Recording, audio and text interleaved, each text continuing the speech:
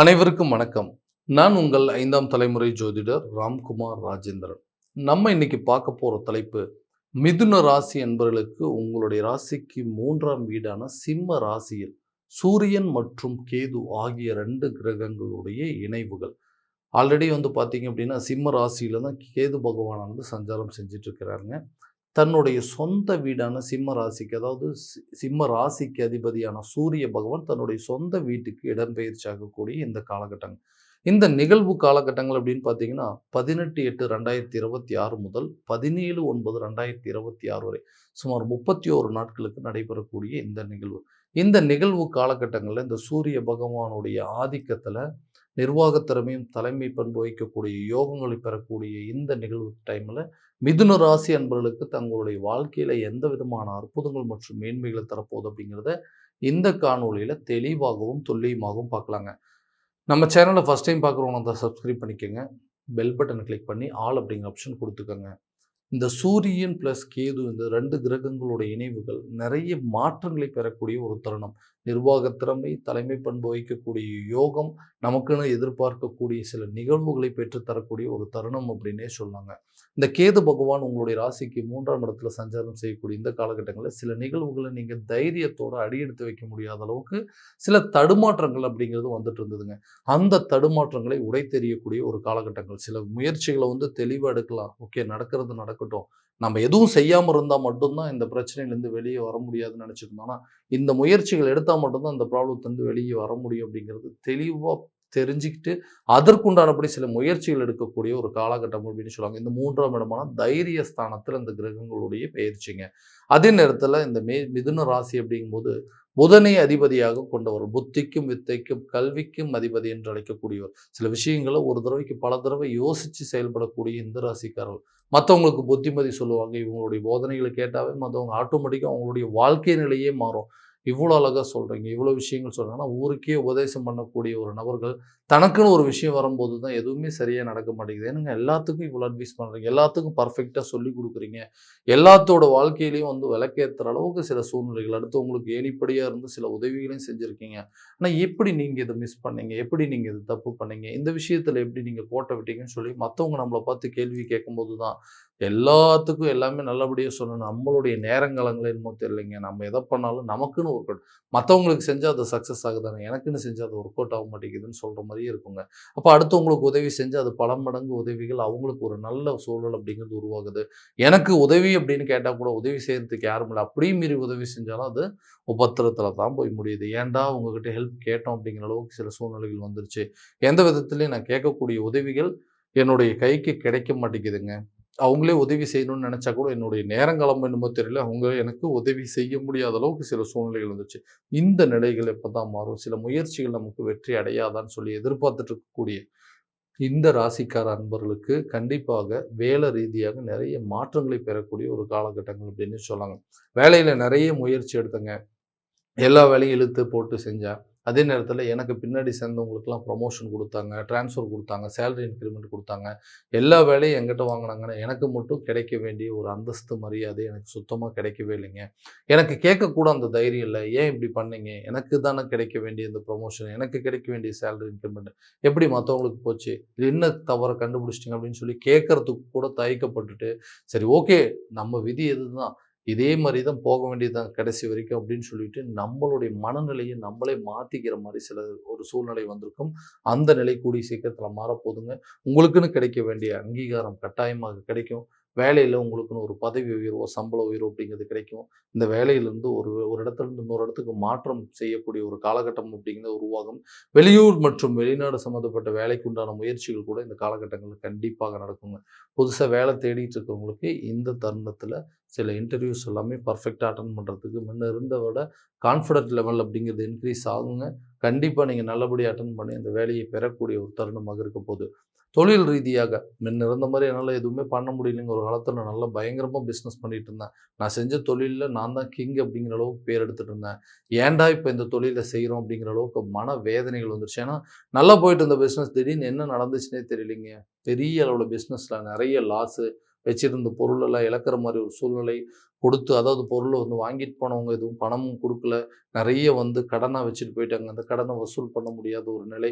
ஏன்டா இந்த பிஸ்னஸை பண்ணோம் அப்படிங்கிற அளவுக்கு சில மனவேதனைகள் அப்படிங்கிறது உருவாயிருச்சுங்க. இதை விட்டுட்டு வேற ஏதாவது ஒரு தொழில் தொடங்கிடலாமா, பேசாமல் இந்த வேலையை சொந்த வேலையை விட்டுட்டு வேற ஏதாவது யாருக்கிட்ட வேலைக்கு போகலாமா அப்படின்னு சொல்லி சொந்த தொழிலை விட்டுட்டு வேறவங்ககிட்ட வேலைக்கு போகலாமா அப்படிங்கிற அளவுக்கு மனநிலையானது மாறிடுச்சு. ஏன்னா நிறைய நஷ்டப்பட்டுட்டோங்க, நிறைய இழப்புகளை சந்திச்சிட்டோம். இந்த இழப்புகளை மீட்டெடுக்கக்கூடிய காலகட்டங்கள் எப்போ அப்படின்னு கேட்டிங்கன்னா, நிச்சயமாக சில விஷயங்கள் இதுவரைக்கும் என்னென்னலாம் லாஸ் பண்ணோம், எங்கிருந்தெல்லாம் நமக்கு வர வேண்டிய தொகைகள் இருக்குதோ அதை எல்லாத்தையும் எப்படியாவது வசூல் பண்ணணும். இந்த பிஸ்னஸை கரெக்டான விதத்தில் கொண்டு போகணும். கூட இருக்கிறவங்க யாரை நம்பணும், யாரை நம்பக்கூடாதுங்கிறதெல்லாம் தெளிவாக தெரிஞ்சுக்கிட்டு உங்கள் பிஸ்னஸை நீங்கள் அடுத்த லெவலுக்கு கொண்டு போவீங்க. இதுவரைக்கும் இருந்த அந்த இழப்புகள் எல்லாத்தையும் சரி பண்ணி லாபகரமான சூழ்நிலை கொண்டு போகிறதுக்கான வாய்ப்புகள் அப்படிங்கிறது உருவாகும்.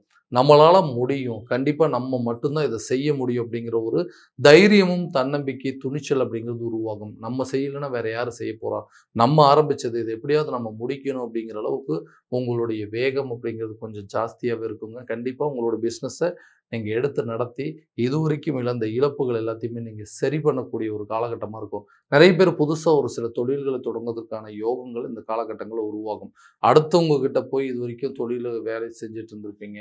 அதை விட்டுட்டு நீங்களே வந்து சொந்தமாக ஆரம்பிக்கிறதுக்கான யோகங்களும் உருவாகும். திருமணம் ஆகாத நபர்களுக்கு திருமணம் சார்ந்த யோகங்கள் அப்படிங்கிறது இந்த காலகட்டங்களில் உருவாகும். நம்ம பையனுக்கோ நம்ம பொண்ணுக்கோ ஒரு கல்யாணம் பண்ணி வச்சுட்டோம்னா இதை விட சந்தோஷம் வேறு எதுவுமே இல்லை.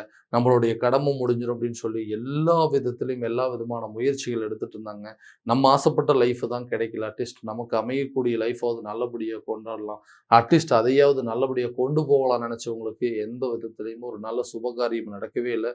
குடும்பத்தில் ஒரு மங்களகரமான சூழல் அப்படின்னு நடக்க மாட்டேங்குது. நம்ம தம்பிக்கு சரியான நேரத்தில் நடக்கலையே, நம்ம அண்ணனுக்கு கல்யாணம் நடக்கலையே, அக்காவுக்கோ தங்கச்சிக்கோ கரெக்டான நேரத்தில் நடக்கலையே. ஸோ இது வந்து ஒரு குறைபாடாகவே இருந்துகிட்ருக்கும். அந்த குறைபாடுகள் கூடிய விரைவில் நீங்கும். ரொம்ப நாளாக இருந்து வந்த திருமண தடைகள் அப்படிங்கிறது அகண்டு குடும்பத்தில் கூடிய விரைவில் ஒரு மகிழ்ச்சிகரமான சூழல் அப்படிங்கிறது கட்டாயமாக உருவாகும். அதே நேரத்தில் பணம் ரீதியாக இதுவரை இருந்து வந்த தடைகள், திருமணத்துக்கு பணம் இல்லைங்க, கல்யாணம் பண்ணுறதுக்கு வந்து ஜுவல்ஸ் எடுக்கிறதுக்கு இல்லை, அது இதுன்னு வாங்குறதுக்கு, கல்யாணம் பண்ணி வைக்கிற அளவுக்கு சில சூழ்நிலை சுச்சுவேஷன் இல்லைன்னு சொல்லி கூட நிறைய திருமணங்கள் இன்னைக்கு கொஞ்சம் கொஞ்சமாக தள்ளி போயிட்டு இருக்கக்கூடிய ஒரு நிலை இருந்திருக்கும். அந்த நிலைகள் மாறும். கூடிய விரைவில் ஒரு நல்ல செய்தி, சுப செய்திகள் அப்படிங்கிறது வந்து சேருங்க. குழந்தை பாக்கியம் சார்ந்த சில தடைகள் அப்படிங்கிறது எல்லாமே நல்லபடியாக தான் இருக்குது. கரெக்டான டைமில் கல்யாணமும் நடந்துருச்சுங்க. கரெக்டான நேரத்தில் ஒரு வேலைக்கு போனால், ஒரு தொழில் பண்ணால், இந்த குழந்தை பாக்கியம் அப்படிங்கிறது ஒன்று இல்லாததுனால இன்றைக்கி எல்லாம் இருந்தும் எதுவுமே இல்லாத ஒரு நிலை அப்படிங்கிறது வந்துருச்சு.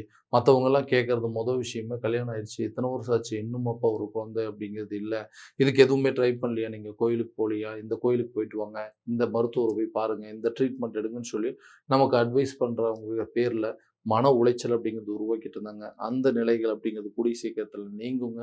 கட்டாயமாக இதுக்கு காரணம் ஓகே, நாங்கள் தான் கொஞ்சம் தள்ளி போட்டிருக்கிறோம், இல்லை இப்போதைக்கு எங்களுக்கு கமிட்மெண்ட்ஸ் நிறைய இருக்குது அப்படின்னு சொல்லி ஏதாவது ஒரு காரணத்தை தைரியமாக சொல்லி அதுக்குண்டான சில முயற்சிகள் அப்படிங்கிறது இந்த காலகட்டங்கள் எடுப்பீங்க. எதுக்காக தள்ளி போயிருக்குது, எதுக்காக தள்ளி போட்டோம் அப்படிங்கிற விஷயங்கள் நீங்களும் தெரிஞ்சுக்குவீங்க. கட்டாயமாக நீண்ட நாட்களாக குழந்தை பாக்கியம் இல்லாத நபர்களுக்கு கூடிய விரைவில் ஒரு நல்ல தகவல்கள் அப்படிங்கிறது வந்து சேருங்க. கணவன் மனைவிக்கிடையே இருக்கக்கூடிய கருத்து வேறுபாடுகள் ரொம்ப கஷ்டப்பட்டு உழைக்கிறோங்க. எல்லா நேரமும் வந்து பார்த்தீங்கன்னா, ஒரு நாளைக்கு வந்து எவ்வளோதான் கஷ்டப்படணுமோ அந்த அளவுக்கு கஷ்டப்பட்டுட்டு வெளியே தான் இவ்வளோ சூழ்நிலைகள் இருக்குது. அட்லீஸ்ட் வீட்டுக்கு வந்தாவாவது நிம்மதியாக இருக்குமேன்னு சொல்லி வெளியே 1008 கஷ்டங்கள் இருந்தாலும் வீட்டுக்கு வரும்போது அது எல்லாத்தையும் மறந்துட்டு வீட்டுக்கு வந்தோம்னா, அங்கே வந்து யாருக்காக கஷ்டப்படுறோமோ, யாருக்காக உழைக்கிறோமோ அவங்களே நம்மளை புரிஞ்சிக்க முடியாத ஒரு சூழ்நிலை இருக்குது. எதுவுமே சரியாக பண்ண மாட்டேங்கிறீங்க, என்னதான் சம்பாதிக்கிறீங்க, இதை கூட உங்களால் செய்ய முடியாதா, இதை கூட வாங்கி தர முடியாதான்னு சொல்லி நம்மளை பல கேள்விகளை கேட்டு காரணமே இல்லாமல் குடும்பத்தில் நிறைய சண்டை சச்சரவுகள் ஏற்பட்டு இதுவே ஒரு மிகப்பெரிய பிரிவினைக்கு ஒரு காரணமாக வந்துருச்சு. ஏன்னா இவங்களுக்காக உழைக்கிறோம், இவங்களுக்காக கஷ்டப்படுறாங்கன்னா இவங்களே நம்மளை புரிஞ்சிக்கலைங்கிற ஒரு விரக்தியில் எந்த விஷயத்தையுமே சரியாக பண்ண முடியாமல் இன்னைக்கு குடும்பத்தில் இருக்கக்கூடிய நபர்கள் ஆளுக்கு ஒரு திசையை பிரிந்து வாழக்கூடிய ஒரு சூழல் அப்படிங்கிறது வந்திருக்கும். அந்த நிலை கூடிய சீக்கிரத்தில் மாறுங்க. ஒருத்தருக்கு ஒருத்தர் புரிஞ்சுக்கிட்டு அவங்களுடைய தேவைகளை சரியான விதத்தில் செஞ்சு கரெக்டான கண்டிஷனுக்கு கொண்டு போகிற அளவுக்கு சில நிகழ்வுகள் அப்படிங்கிறது நடக்க போது. பிரிந்த தம்பதியினர் ஒன்றிணைவதற்கான வாய்ப்புகள், பிரிந்த காதலர் மத்தியில் இருக்கக்கூடிய பிரச்சனைகள் அப்படிங்கிறது நீங்குங்க. ரிலேஷன்ஷிப்பில் இருந்தவங்க கூட வேண்டான்னு விட்டுட்டு போனவங்க தங்களை தேடி வரத்துக்கான ஒரு தருணம் அப்படிங்கிறது இந்த காலகட்டங்களில் உருவாகுங்க. சொந்தமாக ஒரு வீடு கட்டணுங்க, சொந்தமாக ஒரு இடம் வாங்கணும், அதற்குண்டான முயற்சிகள் பல வழியில் எடுத்தேன், பல விதத்தில் பணம் வந்துச்சுங்க. ஆனால் அந்த பணம் எதுவுமே என் கையில் தங்கலை. கை கெட்டினது வாய் கெட்டல அப்படிங்கிற மாதிரி இன்னைக்கு வந்த பணம் அடுத்த நாள் காலையிலேயே நம்ம கையை விட்டு போயிருச்சுங்க. கஷ்டப்பட்டு எவ்வளோதான் சம்பாதிச்சாலும் ஒத்த பைசா நிற்க மாட்டேங்குது. இந்த நிலையில நம்ம எப்படி தான் சொந்தமா நமக்குன்னு ஒரு வீடு கட்டுறது? நமக்கு வர வேண்டிய தொகைகள், அதாவது பூர்வீக சொத்துக்கள் வந்ததுன்னா பரவால்ல.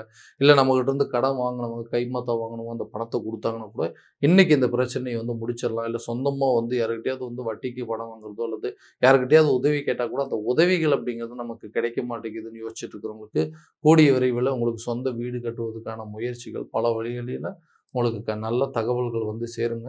கட்டாயமாக வீடு கட்டுவதற்கான உண்டான முயற்சிகளை நீங்க இந்த காலகட்டங்கள்ல எடுப்பீங்க. உங்களுக்குன்னு ஒரு வண்டி வாகனம், அதாவது சொத்துக்கள் வாங்குவதற்கான யோகங்கள் கூட இந்த காலகட்டங்கள்ல உருவாகும். நிலம் வாங்குறதுக்கான முயற்சியோ, வீடு கட்டுறதுக்கான முயற்சியோ, அல்லது புதிய சொத்துக்கள் சேர்க்கைக்கு உண்டான முயற்சிகள் நல்ல பலன் அப்படிங்கிறது குடுக்குங்க. ஆரோக்கிய ரீதியாக சில பாதிப்புகள் இருந்திருக்கும். பயந்துகிட்டே நிறைய விஷயங்கள ட்ரீட்மெண்ட் கூட எடுக்காம விட்டுருப்பீங்க. போனோம்னா வேற ஏதாவது பிரச்சனைகள் சொல்லிருவாங்களோ, இல்ல ஆப்ரேஷன் செய்ய சொல்லிருவாங்களோ, இல்ல வந்து பெரிய வியாதின்னு சொல்லிருவாங்களோன்னு சொல்லி, நமக்கு இருக்கிற பிரச்சனைய சரியான விதத்தில ட்ரீட்மெண்ட் கூட எடுக்காம அத அப்படியே விட்டு, விட்டு இன்னைக்கு பெரிய அளவுல தொந்தரவுகள் வந்திருக்கும். அந்த நிலைகள்ல உங்க ஆரோக்கியத்தில் இருக்கக்கூடிய பாதிப்புகள் கண்டிப்பாக விலகக்கூடிய ஒரு தருணம் இருக்கும். என்ன பிரச்சனை இருக்கு அப்படிங்கிறது தெளிவா தெரிஞ்சு, அதற்குண்டான ட்ரீட்மெண்ட் எடுக்கக்கூடிய ஒரு காலகட்டமாக அமையப் போதுங்க.